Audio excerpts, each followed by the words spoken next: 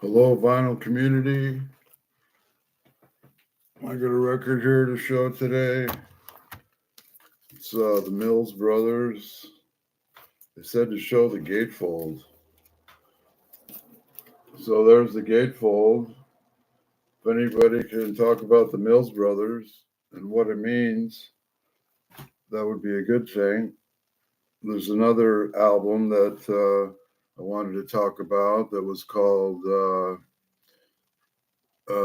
it's like the Prince album. It's in the story about Schiller. It's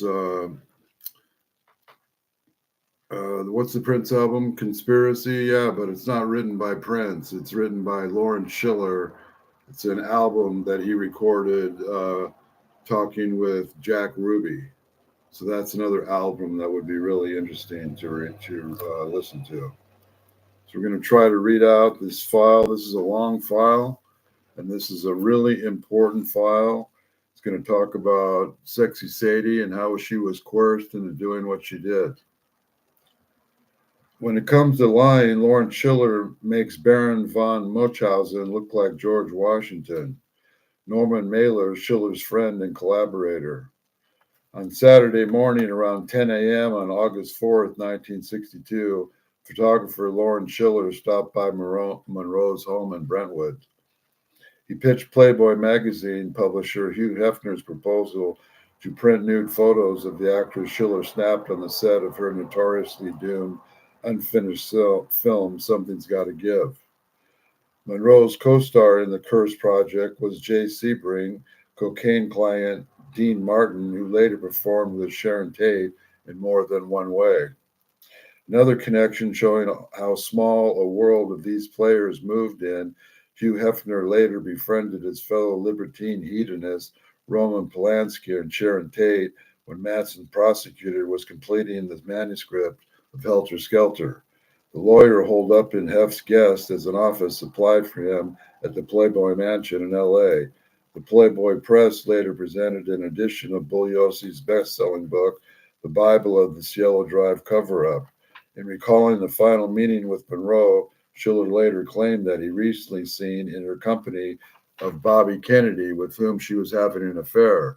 The full account of the mysterious circumstances surrounding Monroe's death later that night would take us too far afield. However, the fact that Schiller was one of the last to see Marilyn alive is intriguing.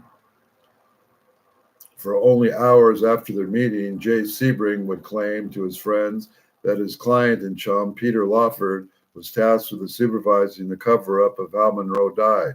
The prior association with Schiller and Sebring, Peter, their overlapping social circle, would be enlightened to confirm. For 7 years later, the photographer would be entwined in the cover-up of the hairstylist murder on Cielo Drive.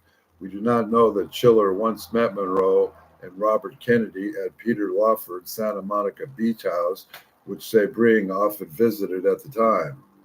Monroe's autopsy was conducted by L.A. Coroner Office Chief Thomas Noguchi, who performed the autopsies of Sebring, Tate, Fatowsky, Folger, and Parent.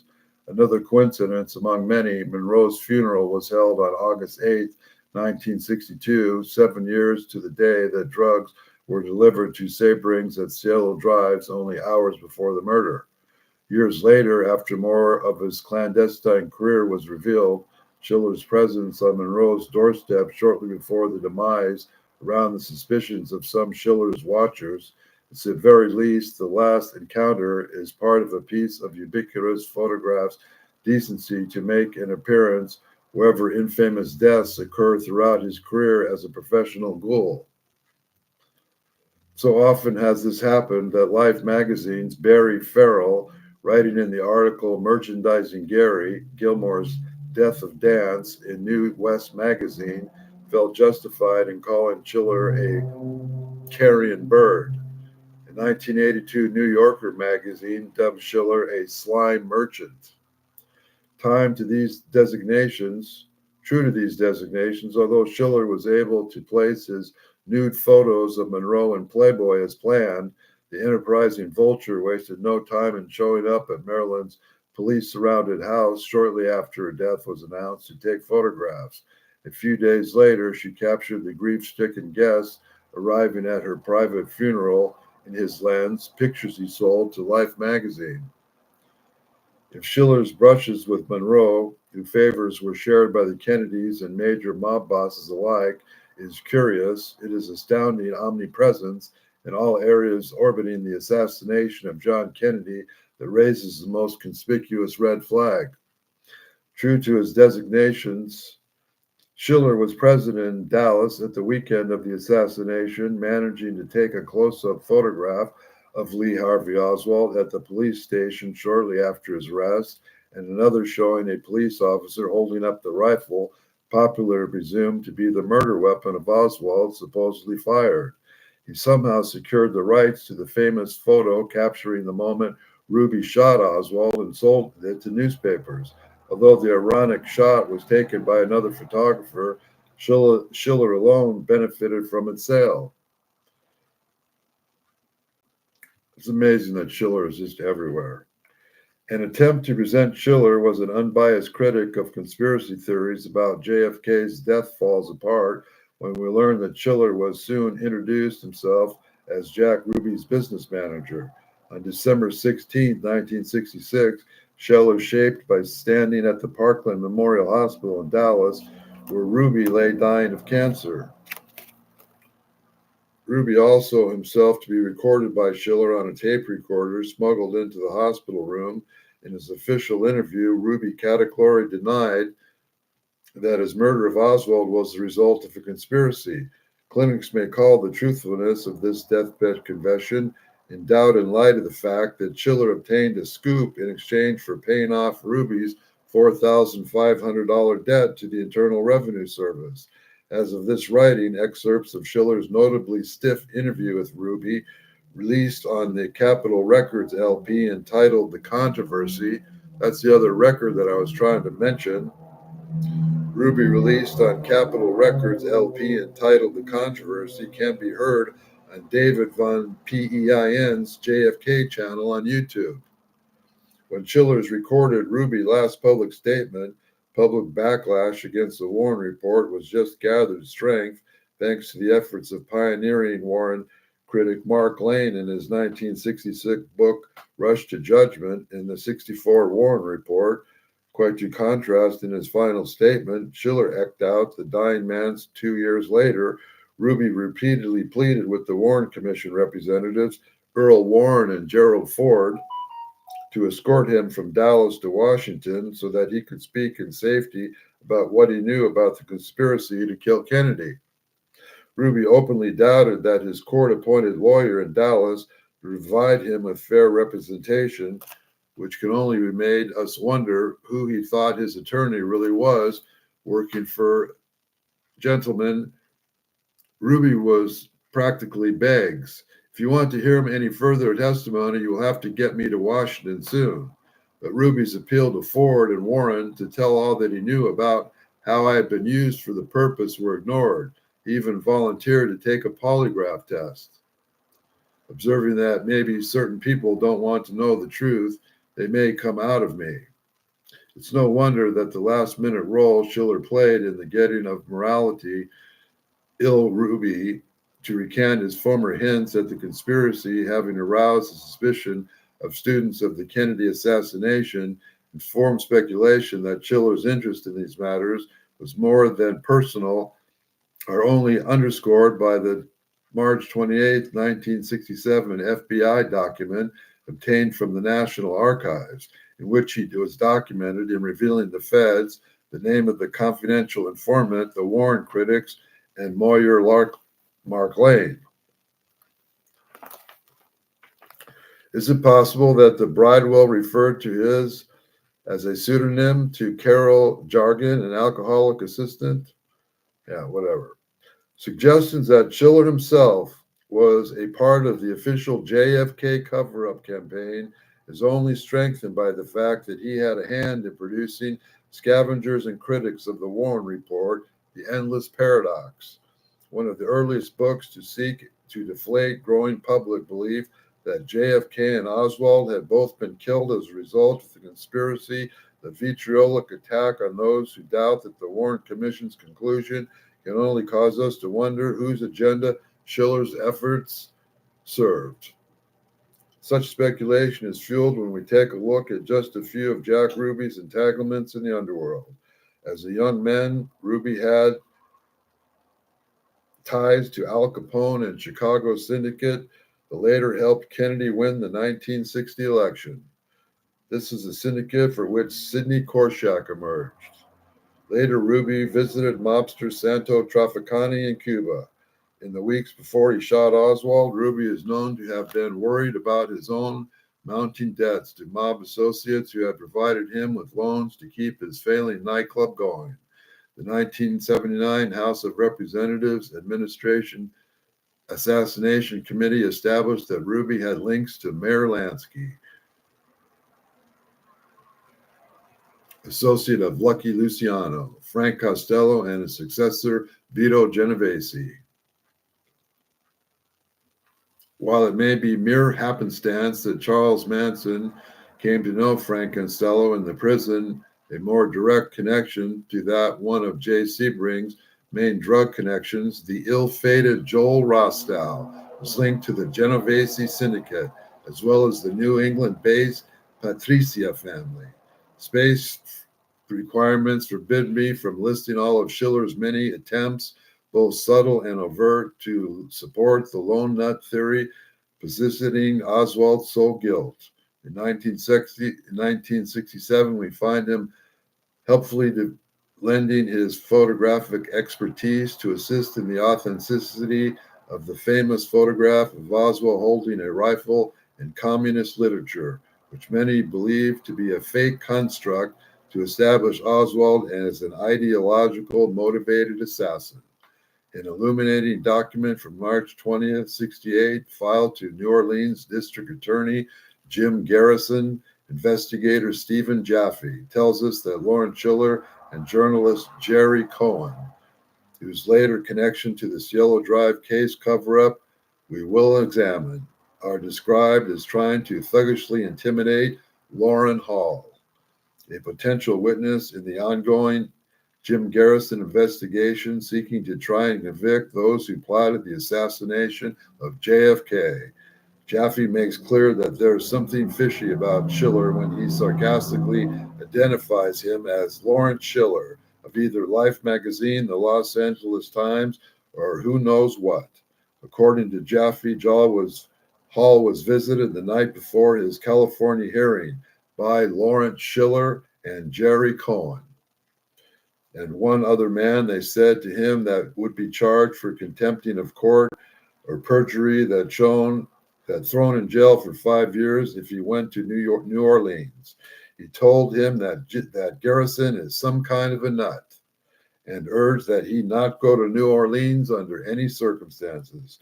The main Schiller and Cohen sought to persuade not to testify was Lorraine Eugene Hall, a U.S. Army veteran who became a mercenary fighting in Cuba against the Batista regime with rebels commanded by Fidel Castro. After breaking with Castro and a prison term in which Hall befriended mafia chieftain Santos Trafficante, Hall brought his combat training and his anti-Castro private army intercontinental penetration force, as well as enlisting the Inner Anti-Communist Brigade with mercenary Gary Hemming, Frank Sturgis, later of Watergate infamy, and David Ferry, right-wing insurgents whose names even the most casual student of the JFK assassination will recognize. Hall later told the Select Committee on Assassination, "I was a right-wing radical. I was a reactionary. Almost every meeting that I ever went to, I heard somebody plotting to talk about somebody should blow Kennedy's head off." In April of 1963, through the contact of Gary Hemming, Hall was brought to a Miami Beach hotel where he met with his only prison friend, Santo Trafficante, along with his fellow mafioso, Sam Giacconi and John Roselli, who you will recall from Marilyn Monroe's troubled weekend at the Cal Neva Lodge. The soldier and the mobsters discussed operations against Castro, including the Cuban leader's assassination. Lauren Hall is best known for his name as one of the two mysterious Cubans who rather indiscriminately, melodramatically visited the wealthy Cuban exile Silvio Odio for another man identifying himself as Leon Oswald in Dallas during the late September of '63. Odio testified that the trio tried to solicit funds for CIA-supervised anti-Castro Cuban groups. Odia was told shortly thereafter in a phone call from one of her visitors that Leon Oswald was a former Marine and an expert shot who believed that President Kennedy should be shot in revenge for betraying the Cuban volunteers to be left to be massacred at the Bay of Pigs. The Odio incident had long been suspected of being a CIA misdirection maneuver intended to pre-establish fake assassination credentials for the chosen patsy Lee Harvey Oswald. Considering the Cielo Drive murders, narcotics trafficking background, it is worth mentioning in the 1989 Lorraine Hall was indicted on a federal drug conspiracy charge of running a methamphetamine manufacturing ring with members of his own family. Testimony at a trial suggested that the meth ring was a CIA front. Central to DA Jim Garrison's case was providing that New Orleans businessman Clay Shaw, suspected of being the main investigator of the plot to kill Kennedy, operated under the pseudonym of Clay Bertrand Shaw, was known to be a prominent figure in the then secretive and very closeted gay subculture of New Orleans. On March 22, 1967, Schiller informed the FBI that despite his continued faith in the Warren Report accuracy, he had interviewed several homosexual sources in New Orleans and San Francisco who confirmed that Bertrand was indeed one of Shaw's aliases. Naturally, this information was suppressed and kept from Garrison. Naturally, the information and one of the several determined efforts to sabotage Garrison's case against Shaw, Schiller later became the bizarre and untrue claim that Clay Bertrand was actually a code name gay men use to signify that they or fellow homosexuals are in serious trouble and that assistance is required. Long after he ceased his moral blatant activities as FBI informant out to prevent any talk of a conspiracy to kill JFK, Lawrence Schiller returned to the theme of the Dallas assassination frequently in his eclectic career. He later produced a TV movie docudrama which sought again to prove that Oswald was a lone nut who acted on his own and not as part of any conspiracy involving the underworld. And in 1995, Schiller's Polaris Communications Incorporated paid cash-strapped and easy-to-buy author Norman Mailer, a longtime supporter of the idea that Kennedy and Oswald had been killed by a conspiracy, to write Oswald's tale in that work, whose copyright Schiller owns. Mailer publicly changed his mind about his long-held former skepticism about the Warren Report and voiced the opinion that Oswald acted on his own. What kind of clandestine connections Schiller would need to possess to gain access to Oswald's KGB files from Russian intelligence sources, materials which form the basis of Mailer's books, remains obscure and open question. I cannot claim to know why Mr. Schiller has been so often involved with efforts to dissuade the American public from believing that Oswald and Ruby acted as agents of a conspiracy, and we consider his major role in popularizing the Susan Atkins confession, which helped us assure that the underworld background to the Tate LaBianca murders was kept in the public, is certainly a question that must come to mind, even more so when we consider how Schiller became involved in the marketing of the Atkins confession. As we may have guessed by now, it was due to yet another of those remarkable seeming coincidences that so distinguished this case. The chain of events began under the most conspicuous circumstances when Susan Atkins, jailed in relation to the murder of musician Gary Hinman by another Charles Manson associate, said to have admitted her participation in the Cielo Drive murders, to a fellow inmate and former Hollywood party girl, prostitute, and madam named Virginia Graham. As mentioned previously, by astounding coincidence or otherwise, Graham was a friend of Jay Sebring, a former lover of mobbed up to the gills Frank Sinatra, and a woman intimately involved with many other movers and shakers in the organized crime underworld. I believe she was a plant deliberately chosen to hear this contrived cover-up confession Atkins was coached to tell. Central to the cover-up story transmitted in this shady exchange of information, there were three factors. One, the killer of Cielo Drive did not know their victims at all. Thus, the murders did not have been the result of a failed drug robbery of one drug dealer faction against another, that they actually were. Two, there was no ordinary financial motive for the crime, since Atkins posited her confession that the slaying was committed simply for the vague purpose of shocking the establishment. The later helter-skelter motive has not yet been contrived by Vince Bugliosi, so was not mentioned. Three, the killers acted under orders of the charismatic guru named Charlie, who had the youngsters under his spell. Schiller was in Europe when the first news of the break in the unsolved Tate case hit the media. When he heard the grand jury witness Susan Atkins, as now described, of all the details of the Cielo murders to her lawyer, Richard Caballero, the enterprising hustler flew forthwith to Los Angeles to see if he couldn't get a piece of the action.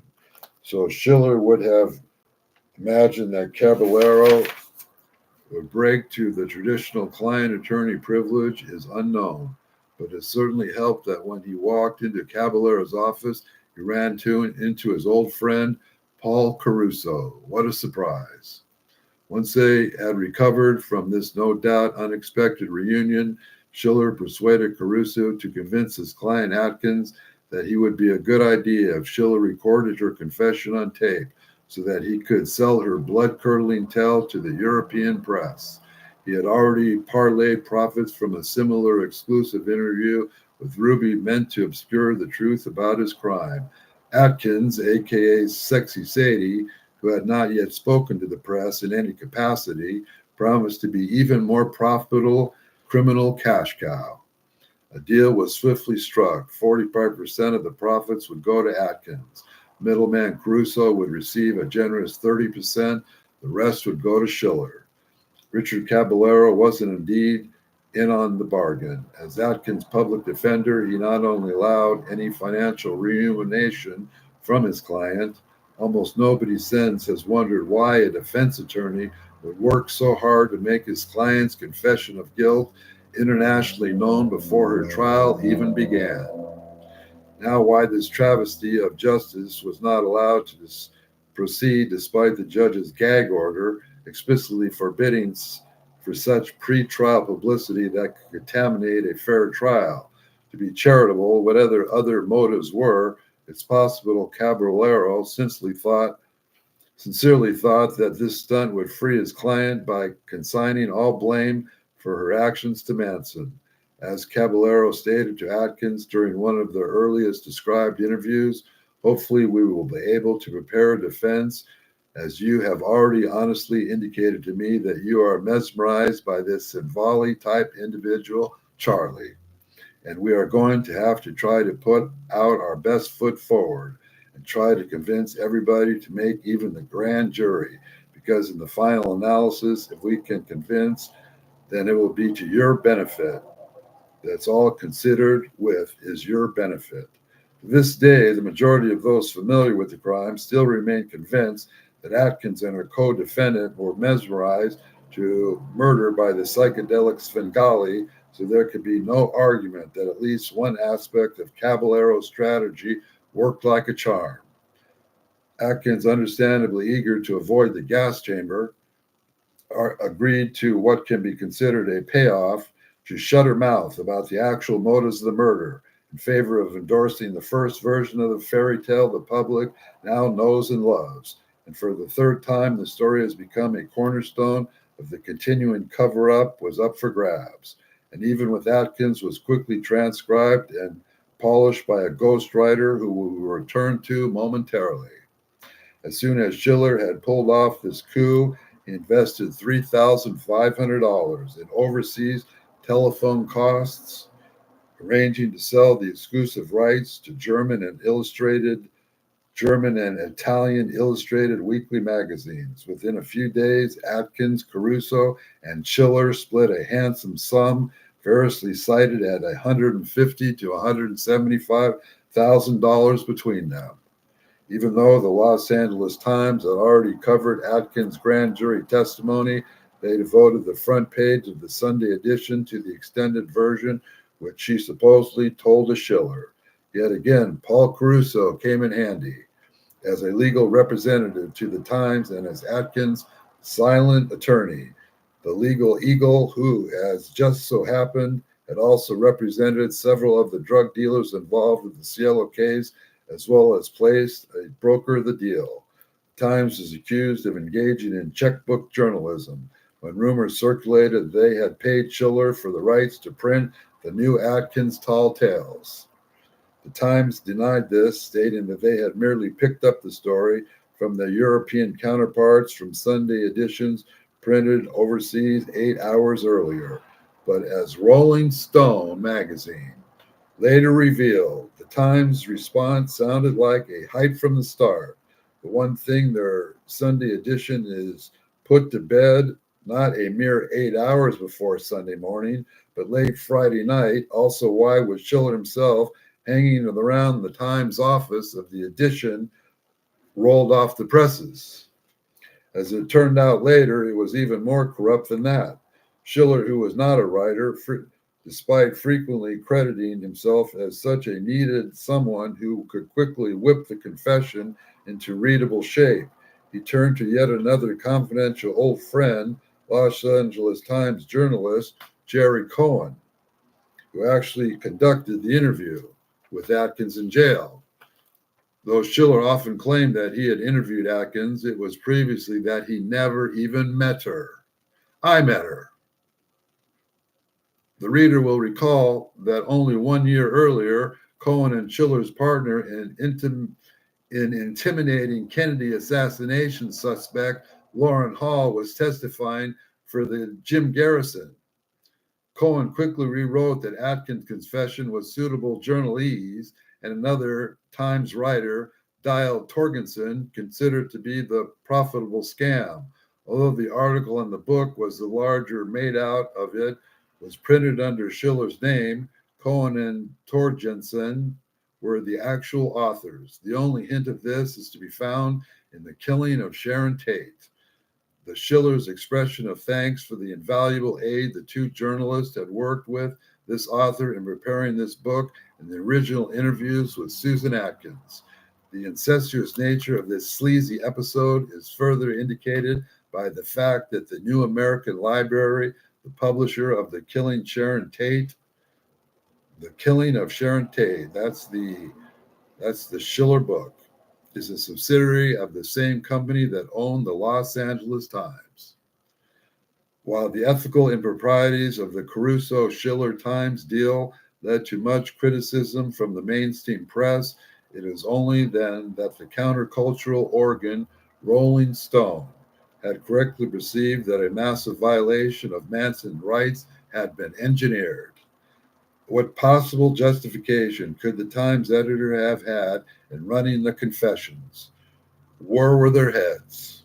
Can an individual's rights to a fair trial, freeing a damaging pre-trial publicity, so be relative? Can it be compromised so easily by the fictitious right of the public to be entertained? If Miss Atkins' confession does not constitute damaged pre-trial publicity, what does? What does that phrase mean? Even if the Times could somehow prove that its confession did make Manson absolutely no harm, what right did they have to take that risk? The moral decision must have been made before, not after. The fact, as a man's rights to an impartial trial, is to be taken seriously. Throughout the media oversaturation, Schiller's wheeler dealing skills arranged for Atkins' confession as is serialized in magazines, newspapers, and the killing of Sharon Tate achieved more than entertainment. The first book about the Manson case was certainly not an objective journalistic account, and it was also not simply the sordid effort to make money from the sensational case that it may at first appear to be. Like the majority of the best-known Manson books that followed, the killing of Sharon Tate was actually an important part of the cover-up, cleverly disguised as news and entertainment. As Vincent Bugliosi admitted in Helter Skelter, his shaky and circumstantial case against Manson rested almost completely on Sexy Sadie's flaky shoulders. Manson cited a confidential memo he sent early on in the preparation for the trial of California District Attorney Evel Younger. Without Susan Atkins' testimony in the Tate case, the evidence against 2 out of our 5 defendants, Manson and Kasabian, is rather anemic. This is Bugliosi talking. Without her testimony in the LaBianca case, the evidence against 5 out of the 6 defendants, everyone except Van Houten, is non-existent. That was it. Without Sadie, we do not have a case. In 1977, when Nixonite Republican Evel Younger ran for California Attorney General, the Democratic opponent, Charles O'Brien, shed light on just how the corrupt power dynamics during the Atkins affair really went. O'Brien was described in the Los Angeles Enterprise as allowing a principal in the Tate LaBianca murder trial to be part in an interview for publication. O'Brien only charged publicly that Younger worked to prejudice the ultimate conviction of the persons accused of the most gruesome murder in the history of this state.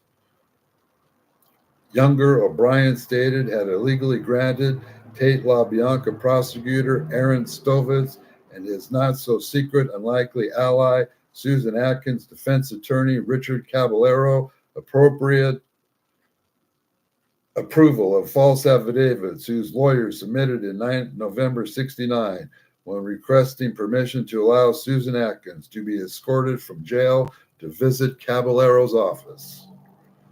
According to O'Brien, Atkins' transfer to Caruso's office was not motivated by the stated purpose of assisting her defense. Younger, his opponent clarified, solely granted this favor so that the recording of Atkins could be made for the Schiller News Stories and Book. Younger's earlier intercession into the case to twist it how the public would perceive the crimes is yet another indication that he was one policing Bugliosi's strings during the trial. While Bugliosi eagerly sold his soul for the public attention and admiration he craved, Younger was the key orchestrator of the courtroom cover-up.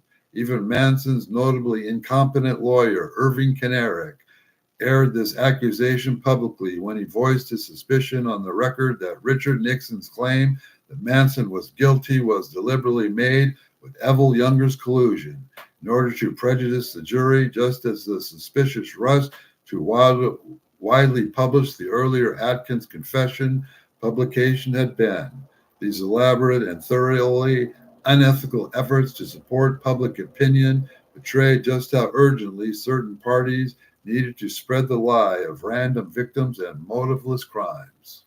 When you've got Younger, the state's highest authority of the law, and the state's highest authority of crime, Sidney Korshak, both equally eager to misdirect with such intricate falsehoods that truth could be both of them need to conceal. When Atkins recounted her confession and ultimately refused to testify against Manson, Bugliosi was forced to persuade Linda Kasabian, whose optics he preferred anyway, to take her place as stool pigeon, but the story Kasabian told on the stand was necessarily based on Atkins' semi-fictional description of the murders presented in Schiller's The Killing of Sharon Tate. The Southern California branch of the American Civil Liberties Union argued that the publicity accorded Atkins' account of the murders made it more difficult for the defendants to get a trial before an unbiased jury. The degree to which her account remained the basis for the district attorney's case proved that the ACLU's fear was well grounded. The question is how much did the district attorney help Caruso, Caballero, and company devise the narrative Atkins sold? We know that Kasabian's attorney, Gary Fleshman, that his client agreed to testify to the story Bugliosi's fabricated from the whole cloth. Now let us consider one of the main media mediums through which we would first heard that Charles Manson was Schiller's fellow FBI informant, Jerry Cohen. In a widely circulated December 69 front page article picked up by wire services around the world, Los Angeles Times reporter Jerry Cohen wrote of an occult band of hippies directed by a leader who called himself Jesus, who slew their victims, police believe, both to punish them for their affluent lifestyles and to liberate them from it. Cohen also reported the police contention that the killers learned about the victims' affluence through friends or relatives of the slain, and the oddly and wildly inaccurate statements which Purley directed at establishing that they were strangers to one another never surfaced again. In this very same Jerry Cohen, who had earlier used the FBI Los Angeles Times to quell the investigation of the JFK assassination conspiracy by describing the Garrison trial as a lengthy comic opera, trial devoid of evidence against the man accused. Further proof of just how fishy Cohen and Schiller's involvement in the Atkins confession really was in plain view. Even at the time, Newsweek magazine inquired of Schiller how he managed to gain access to Atkins, let alone interview her, an act which could easily lead to a mistrial. Let's just say Schiller grinned. The prosecution didn't put up any obstacles. Even in 69, many, including the defense attorneys pitted against him, suspected that the unethical Bugliosi was behind the Atkins confession being released to the press. Buttressing this suspicion is the fact that Bugliosi admitted in a little-known 1971 court statement under the oath that he had known Jerry Cohen for 2 or 3 years. A link going back that long between Bugliosi and the FBI, Schill Cohen, who many believe was also a CIA asset embedded as a journalist, and who documented proof shows conspiring with Schiller to prevent evidence of a conspiracy to kill Kennedy being aired in court, can only make us wonder if Bugliosi served himself or for how long. Further indications that Bugliosi and Caballero collaborated on releasing the false Atkins confession to the press and public was brought to the light of Tom O'Neill in Chaos. Bugliosi is cited as admitting that Cohen worked with him as a ghostwriter on a true crime book he was writing even before the Tate LaBianca murders gave him his ticket to fame and fortune. I've wondered if the way Cohen emphasized Manson's supposed hypnotic powers over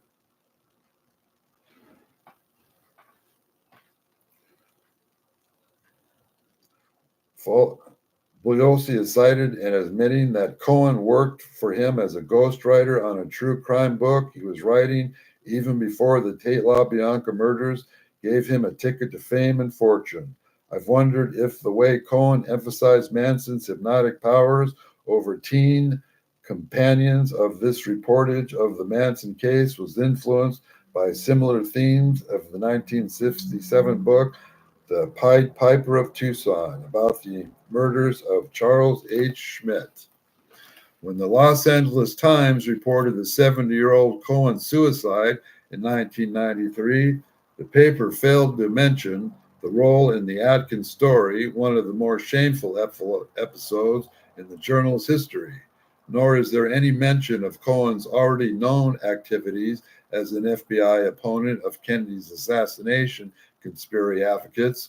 If we are ever to understand whose orders Bugliosi followed and what invested interests he really served, further investigation of his lesser-known partner, Jerry Cohen, may hold the key.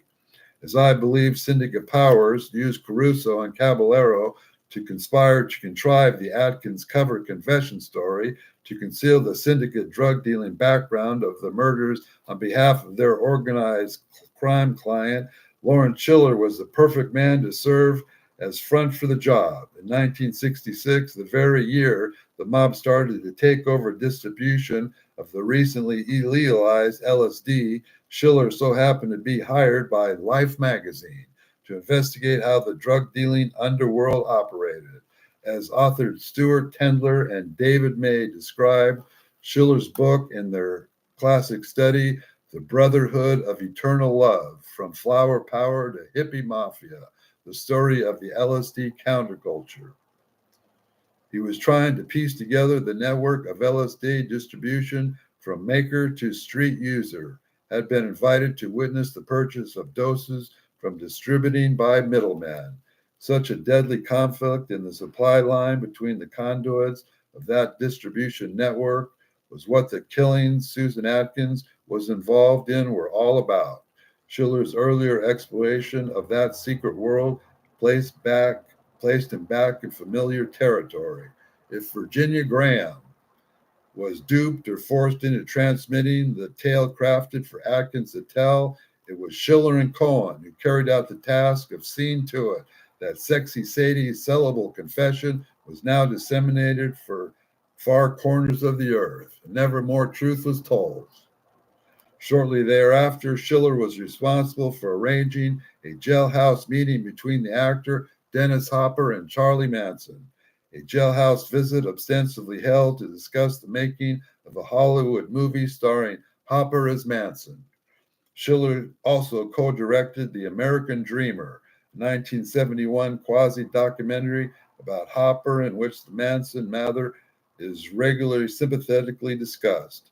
Hopper was a close friend and drug client of Jay Sebring, whose inside information on the drug dealing and sex tapes at Cielo we have already mentioned, which again begs the question, was Schiller already acquainted with Sebring and Cielo Drive, victim most linked to the criminal underworld through his many years of drug dealing in his celebrity clients? While that question may never be answered, all that we have considered on this brief overview of previously unknown territory can only suggest other pertinent queries. Why does this corporate mainstream media so vociferously promulgate the official narratives on the JFK and Tate LaBianca murders, despite so much preponderance of evidence arguing for much more credible explanation? What hidden red thread running through the murders of the 63 and 69 were Lawrence Schiller, Jerry Cohen, and Vincent Boyossi charged with concealing? Who controls the manufacture and transmission of the fiction that we're expected to accept as consensus reality? That's the end of that chapter, and we're going to be moving on to the next chapter. The Candyman can keep the Rat Pack ring-a-ding-dinging. So I hope the vinyl community can figure out what the controversy of Lawrence Schiller's interview with Jack Ruby was about. It's on Capitol Records. God bless all the family, vinyl community members, and crime community members. We'll pray for all the family and children.